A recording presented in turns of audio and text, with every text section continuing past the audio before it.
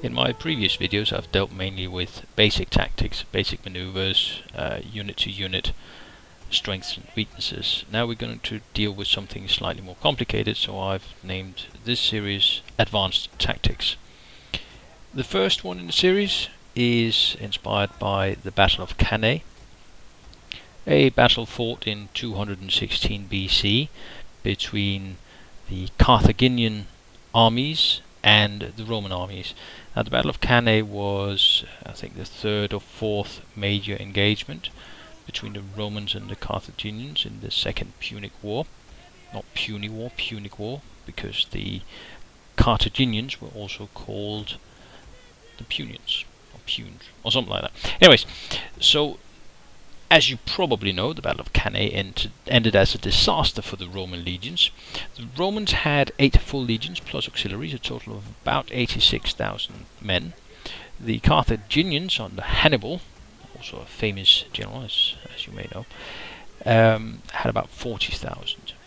Yet Hannibal wins an absolutely devastating battle. He does two things as part of that for history. One is he creates a new tactic, which is basically the double envelopment, and he also is the father of the concept of the traditional annihilation battle, which has been used by every single general since then. But it is the battle where you destroy the entire fighting force of the opponent. Out of the 80,000 legionnaires the Romans had gathered, they had about 16,000 survivors. So, formations. Now I've put up a list here just to ensure the AI will attack me. You can see I've created a V-like formation. I've put heavy cavalry on the right flank and the left flank. The Romans have about twice as much infantry as I have. And this is historically correct, my infantry part of it is battle hardened, so I've given it veteran status, and also proves the point. Now I'm sending out my skirmishers out front. Hannibal didn't do that. He didn't actually have to do that. Varro, the Roman general leading the Romans on the day, basically massed his legions in depth rather than breadth, so he didn't have a long but a deep battle line. I'm going to have to send the skirmishers out to make him kind of funnel his men into something that resembles that kind of deep battle line. Now I'll cover my skirmishers with my cavalry, and historically the Carthaginian cavalry was a lot stronger than Roman cavalry, and it beat them on both flanks and then went around to attack them in rear. Anyway, the inverted V formation.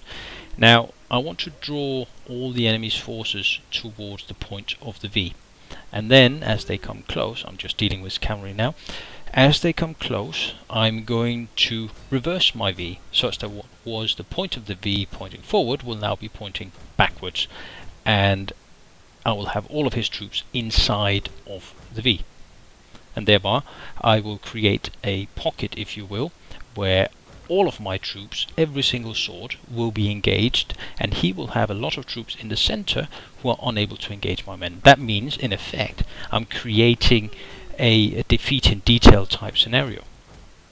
Whereas normal you would defeat a detachment of his troops on one flank or the other, here actually you're defeating him in detail because he is unable to bring more troops to bear. So, as usual, if you have more pointy things pointing at the enemy than he has pointing at you in a local area, then you are likely to win. So let's see how it goes. I'm starting to pull my point back here. I'm probably a little bit early. I could have lured him in deeper, but also I don't want any of my units getting caught because it's so hard to pull them back out of melee. But there you see the first move, and hopefully he's going to follow my skirmishers in with as much as possible so I can wrap my arms around him and embrace him.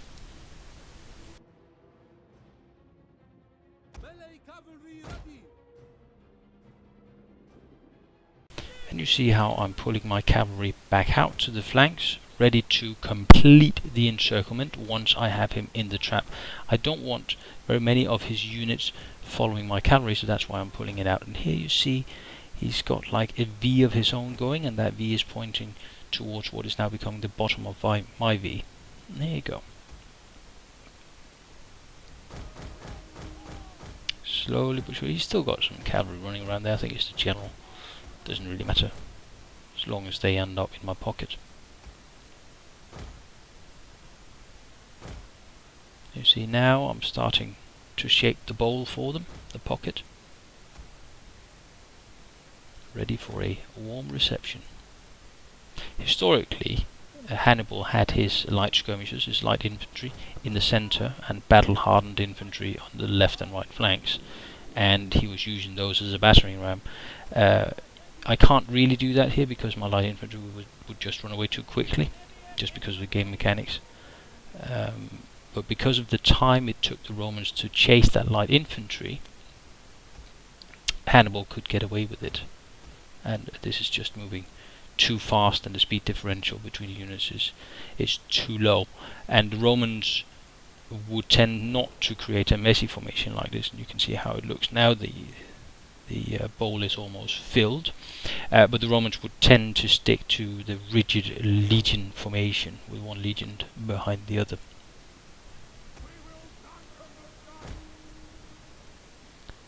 And this is the point at which I will gain no further from withdrawing my units in anymore.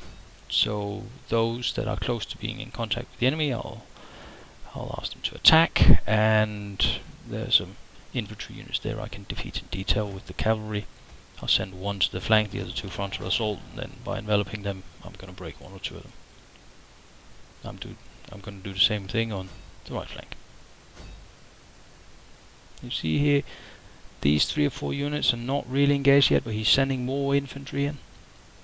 And I've made sure to give him hastati, princeps and triarii, as would be historically correct, and he was actually kind enough to set them up in the traditional Roman formation.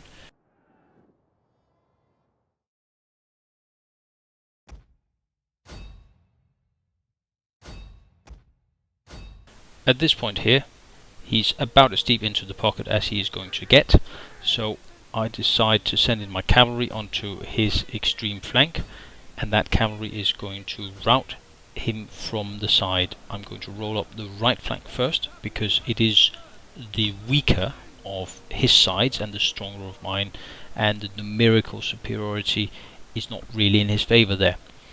And then it's only a matter of me running my cavalry along my own line and hitting him in the flank, breaking unit after unit after unit. And here he sends in what must have constituted his reserve into my center, then it goes a bit to the left, and it's fine. The cavalry is now going to start routing units from the right.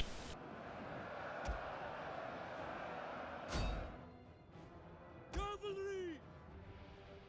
Forward! What are your orders?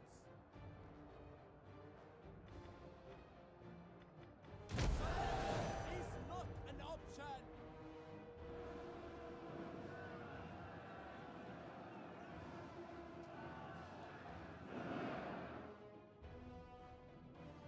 Libyan infantry! Engage! Ready! As you say! Find your targets! And you can see now the effect the cavalry has had on the right flank. I decide the infantry can take care of the rest of that. I'm going to pull my right flank cavalry over to the left side.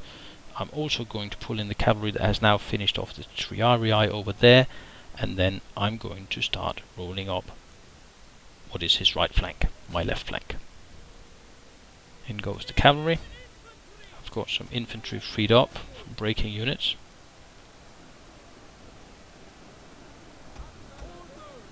It's worth noting that he fielded in this battle 4,000, I fielded just above 2,000 I believe, and in terms of the money spent on the armies, he spent about twice as much as I did, so it does in relative terms mimic the kind of relative strength of the two armies at the actual battle. The unit compositions are not spot on. The Romans would have a lot of auxiliaries, slingers. As you command! Libyan infantry!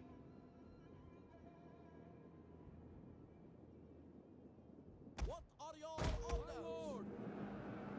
Forward! Libyan infantry! Cavalry! At the ready!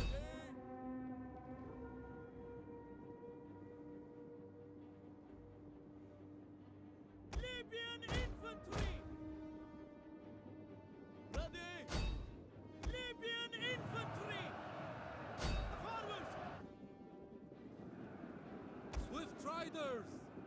We understand! Orders forever loyal! Grind them into dust! We await your orders! Raise the banner! Forward! Cavalry! The rest is a mopping up operation. He will rally some units and they will come back in, and I'll slap them around again. My infantry is still well capable of fighting. My cavalry is intact. There is no chance of him turning this around at this point. And there you go, the whole thing breaks.